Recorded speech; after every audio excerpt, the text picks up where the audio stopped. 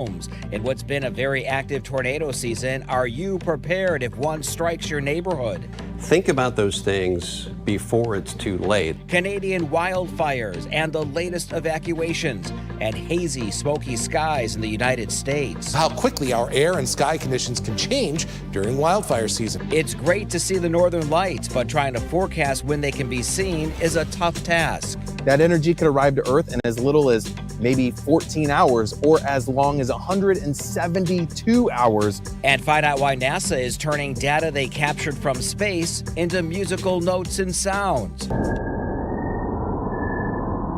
Our ears are sensitive in ways that our eyes are not. From our nation's capital, this is the National Weather Desk.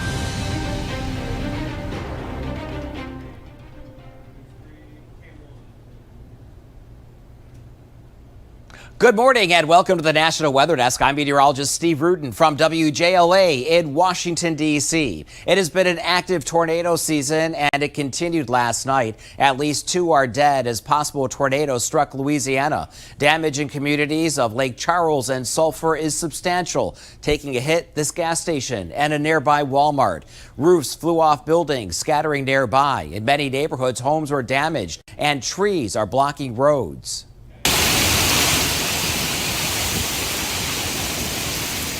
And this is what the storm looked and sounded like as it passed through the region. Sheets of pounding rain reduced visibility to nearly zero. Strong winds toppled many trees. Teams for the National Weather Service will survey the area later today to confirm if damage was from a tornado or straight-line winds. Storms hit the San Antonio area early Monday morning south of the city in Poteet. Strong winds left homes and businesses with significant damage. This business owner said she started getting calls that something had happened to the roof of her business. Getting phone calls, just lots of phone calls. And people telling me and texting me that, hey, you know what, the roof flew off and the trees. And I was like, okay, I'm thinking it's just probably like a part of a shingle or something. But if you go to the back, the whole roof in one piece. Oh, wow. In one. Flew off in one. Many buildings sustained damage from that storm, including a tire shop that collapsed. And take a look at this video Monday at a golf course in southern Missouri. The possible tornado flipped golf carts and nearby airport lost power. Golfers on the course at the time said there was no tornado warning issued and no sirens were heard warning of danger. At the time, there was a severe thunderstorm warning, another reason why all severe weather warnings should be taken seriously. Another twister tore through the Oklahoma City suburb of Luther just before sunrise early Monday morning. The National Weather Service said it was an EF0 with top winds around 85 miles per hour. It wasn't on the ground very long, but did damage to one home. As tornado season continues, many are prepared for the worst when it comes to severe weather. Katie Arata looks at more. Over 50 tornadoes have already torn through Oklahoma this year, some destroying homes and businesses, and even leaving people injured or dead. Despite that high number of twisters, experts say we're still not in the clear. Tornado season in Oklahoma is January 1st all the way through December 31st. However, this is the peak, mid to late April, May into June. This is the time of year where we get round after round of storms. Meteorologists with the National Weather Service say all Oklahomans should prepare for severe weather, even when it's not in the forecast. If nothing's on radar, kind of think about your plan. If something were to happen, I would go to my storm shelter, my bathroom, indoor, wherever it is. Think about those things before it's too late. The safest place you can be during severe weather is a tornado shelter, and many urge Oklahomans to get some sort of shelter in their home. So there's never a good time to really prepare. If you have a chance to protect your family, put some type of tornado protection in your home. Experts also recommend building an emergency kit that you can bring to your safe place with you. We've got a place that we've got medicines, we've got some of the family pictures and some important documents. We've already thought about that. We have them in a safe place. We've got them in a bin. If we need to take those to shelter, we'll take those with us. Other important items to have in your kit are flashlights, batteries, a weather radio, and a first aid kit.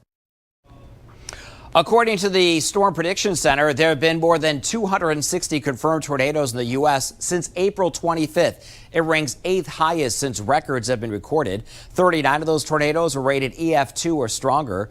From year to date, there have been 15 deaths related to tornadoes, 9 in manufactured or mobile homes. Dozens of wildfires are once again burning in Canada, sending thick smoke into the sky over many northern states. Compared to last year, not as many fires are burning. However, at least one has led to evacuations. We'll take a closer look at the smoke situation in a moment. But we start with Yvette Brand in Fort Nelson, British Columbia. We're getting ready for our sort of last stand, if that's what it comes to. Fort Nelson Mayor Rob Fraser is trying to get the last 100 or so people out of town, with fire coming from 3 directions and the wind picking up again. Fort Nelson's like a ghost town. It's almost like the day after, and it's real weird. You know, you're the only one in that town. Dwayne Lowe says he's among those staying to fight the fire. I have no fear. We're going to save it. We are not afraid.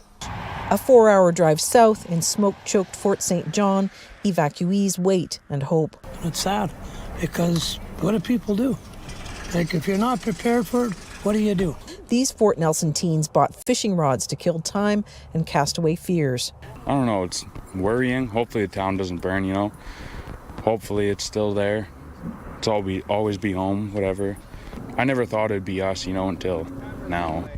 In Fort Nelson, the mayor is not giving up yet. You know, we're going to fight this right to the end, as long as the life of people and our firefighters is not being jeopardized. We're going to keep keeping on.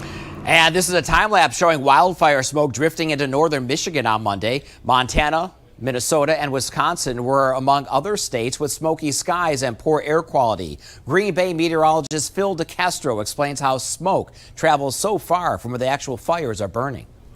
For the second May in a row, wildfire smoke from Canada is making its presence known here in northeast Wisconsin. Hazy skies greeted us to start the work week on Monday. The smoke came rushing in behind a cold front that kicked off some storms to close the weekend. If it seems like this smoke kind of came out of nowhere, that's because it has been a very recent development. Now, through May 8th, which was last Wednesday, Canada's wildfire season had seen a very quiet start. Only about 16,000 hectares had burned so far, a fraction of the 10-year average of about 94,000. And it also pales in comparison to a similar time last year, which had already seen nearly 500,000 hectares burned.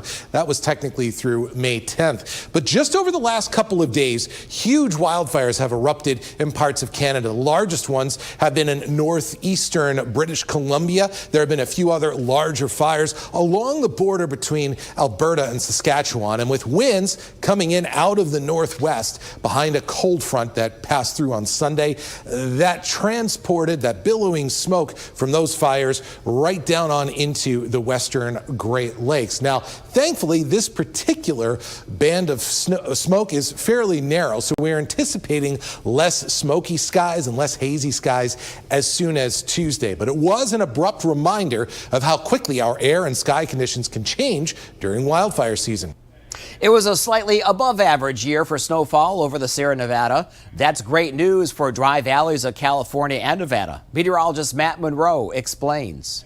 We are way up high right here in the Sierra Nevada, the mountain range that, of course, straddles California and Nevada, and we had an above-average winter. A lot of the range got over 400 inches of snow, and a lot of that is still snowpack above 8,000 feet. You can see it right there. It is so wonderful because all of that will eventually melt into the streams and rivers like this one right here, and then eventually flow into the valleys where it's needed, into lakes and reservoirs, and used the entire year because things are real dry this time of year in both Nevada and California. So streams like this and mountain snow like that really helps things out a great deal and really aids in sustaining life. Hundreds of starving brown pelicans have turned up along the California coastline. 2 weeks ago, workers began treating about a dozen pelicans. That number has jumped to 130 over the last few days. A spokesperson for the state's Department of Fish and Wildlife says it's unclear as to why this is happening. And coming up on the National Weather Desk, we'll find out how NASA is turning data from space into sound and how scientists and meteorologists forecast the northern lights.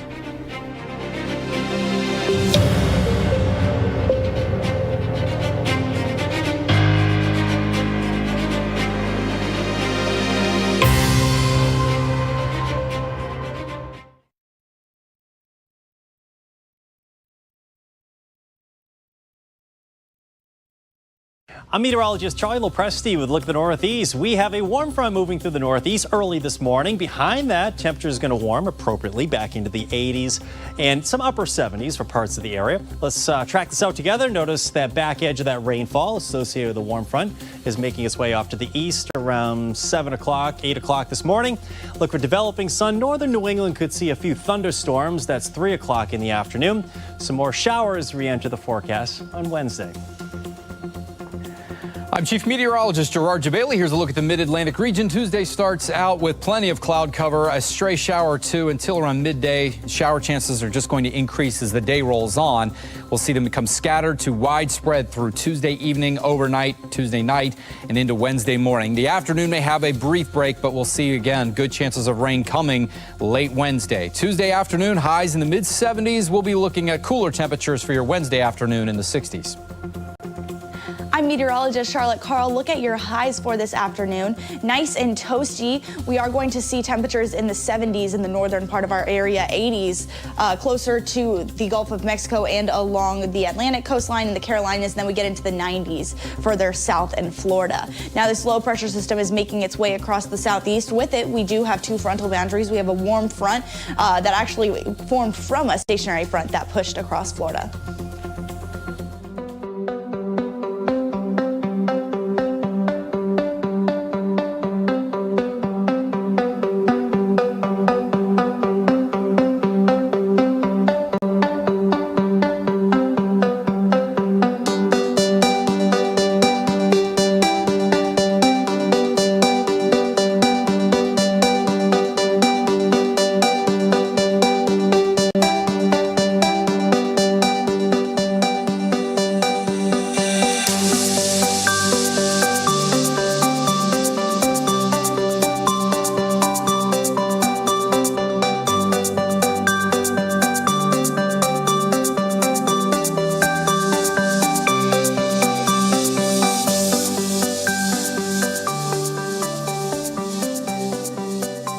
Weather Window, presented by the National Weather Desk. A time-lapse look at a funnel cloud over northern Amarillo during dicey weather Sunday afternoon. It was close to touching the ground, but appears there was no contact.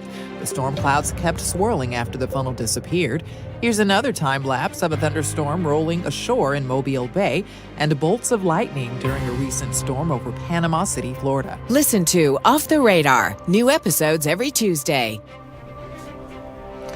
Over the weekend, there were some great views of the Northern Lights, and meteorologists and scientists were able to forecast the event well ahead of time. Andrew Buck-Michael explains why forecasting the Northern Lights can be a very difficult task. First off, the sun flips its magnetic poles every 11 years. When it does that, it becomes more active.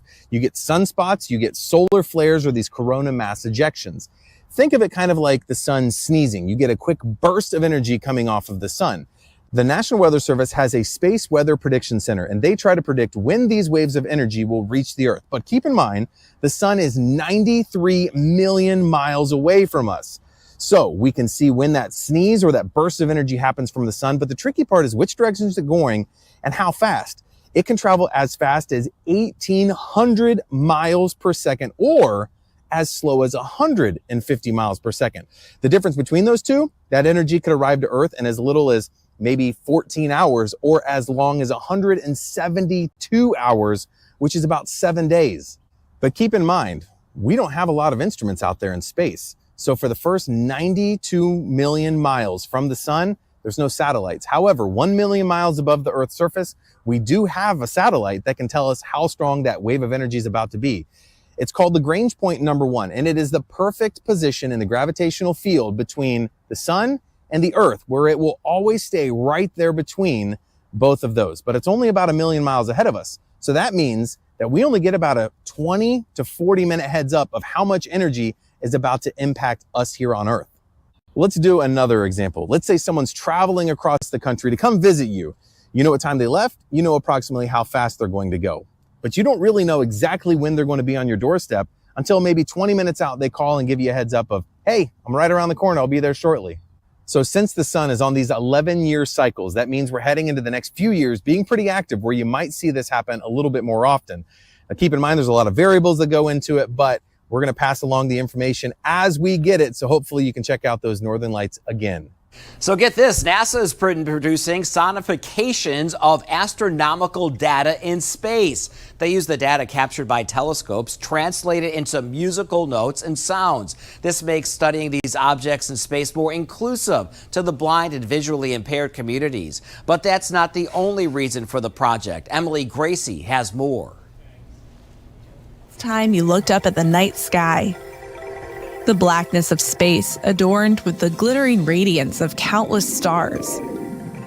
Peering into a telescope, you see distant planets, faraway galaxies. Now, imagine if rather than taking that in with your eyes, you were using your ears. What would a black hole sound like?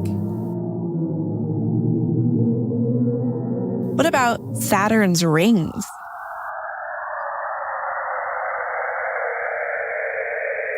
What if these sounds were the only way you could understand what was going on in space?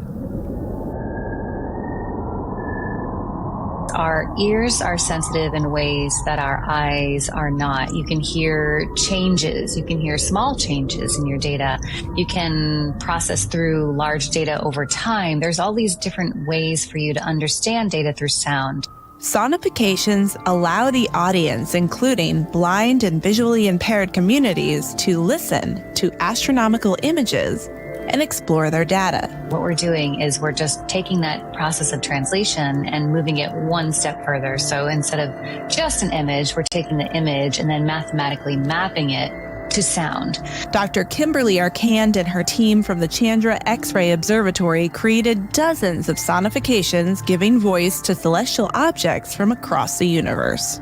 One of the most scientifically important images I've ever gotten to work on, it's called the Chandra Deep Field South. And what Chandra found in this, kind of normal patch of the sky was thousands and thousands of black holes.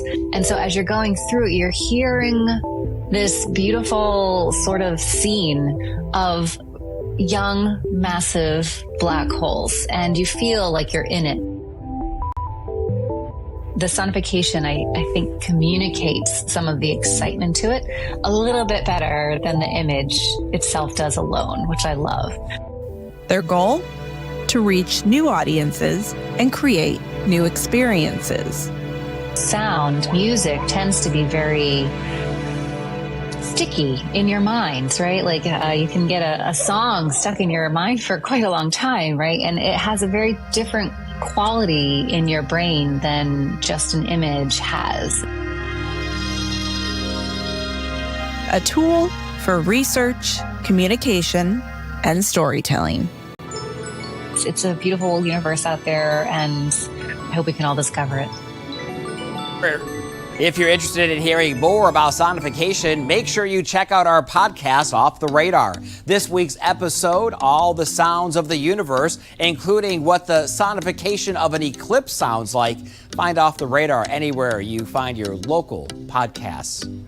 When it comes to knowing about incoming storms, your local meteorologist is often the best place to turn. Sometimes clouds can also give you a hint as to what's to come. Meteorologist Teresa Carter explains shelf clouds and what you can expect when you see them. We see a lot of these during severe weather season. This is a shelf cloud. They are often seen at the leading edge of thunderstorms where the most intense weather is occurring. They are associated with strong thunderstorms producing strong winds. As the shelf cloud passes over you, you'll notice a big drop in temperature and the winds pick up as the gust front moves through, followed by rain and hail. So how do they form? As rain-cooled air pushes downward out of the thunderstorm, known as a downdraft, warm air is lifted upward out ahead of the storms to replace that cooler air. When that warm air rises, it condenses and forms what we often see as a shelf cloud. Now we check out weather across the country today. First, we begin in the Motor City, Detroit, with a look at the still under construction Hudson Tower. It soars about 700 feet into the sky and will become the new headquarters of General Motors, along with a luxury 5-star hotel. Skies are cloudy today with highs that will be in the 70s. Next, we head to Winston-Salem, North Carolina. Plan for pockets of moderate to heavy rain today and a chance for localized flooding. Highs will be in the 60s. This is a building in Flagstaff, Arizona. Clouds will increase today with highs nearing 70 degrees. And now to the north, northern Alberta, Canada, where you can see haze from the wildfires that continue to burn. We talked about them earlier. Clouds and smoke will increase with temperatures in the 70s later this afternoon. And before we head to break, we head over to Maine and its beautiful coastline.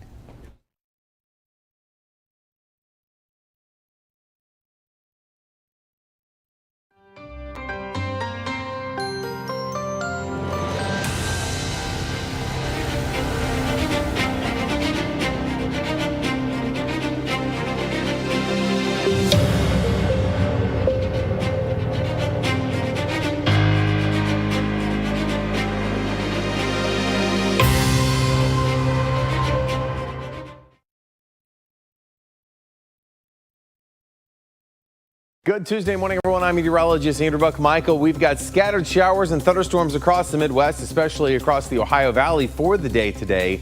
Although the chance of severe weather not looking too high for us, which is good news. Just some run-of-the-mill showers and storms for most of the Midwest for Wednesday. Everything starts shifting a little bit farther to the east. The rain coming in from the west, also the Ohio Valley rain. By the time that we get to Thursday, it continues to shift to the east for us, and temperatures running fairly warm.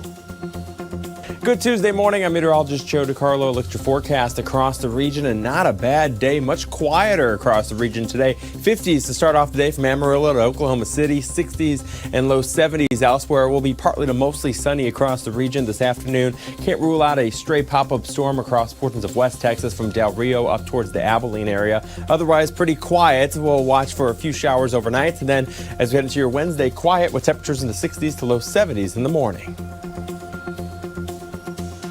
Good morning. I'm meteorologist Rebecca Stevenson. Here's what's happening across the West. Above normal temperatures in the Pacific Northwest as we warm up, but as soon as you get a little farther inland to the Intermountain Northwest, this is where we're seeing the temperatures remain cool with a lot of showers and thunderstorms from a front that's pushing through. That cooler air coming in behind the front will really instigate quite a bit of mountain snow showers in Montana and Wyoming, but especially across the desert Southwest. Plenty of afternoon showers. That's the scene from here.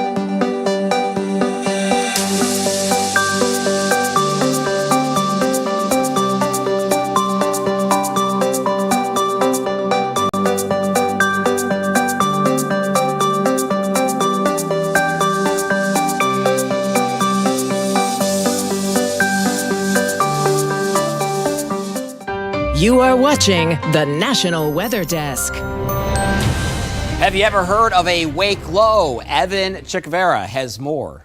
Well, different from a synoptic low that's over a very large area, wake low is created on a much smaller scale and as a result of rain that has moved through. So initially you've got your rain, your line of thunderstorms out ahead, your warmer air, your lower pressure. On the other side, you have your higher pressure, relatively speaking. These are two very small features associated with a band of showers and or thunderstorms.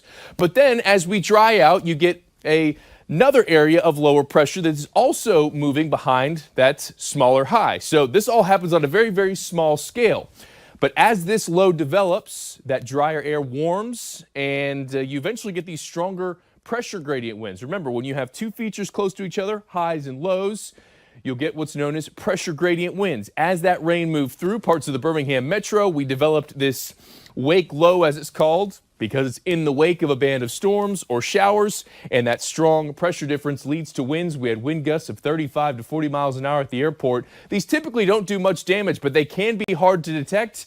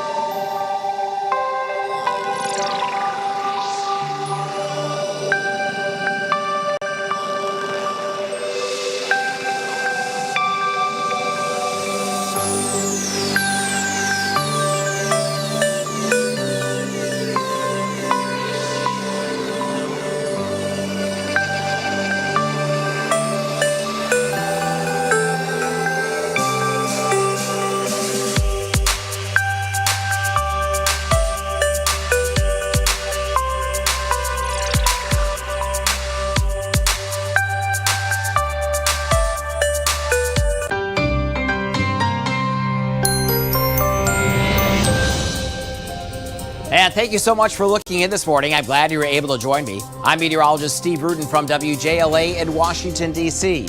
Angela Brown will be here tomorrow. Good day.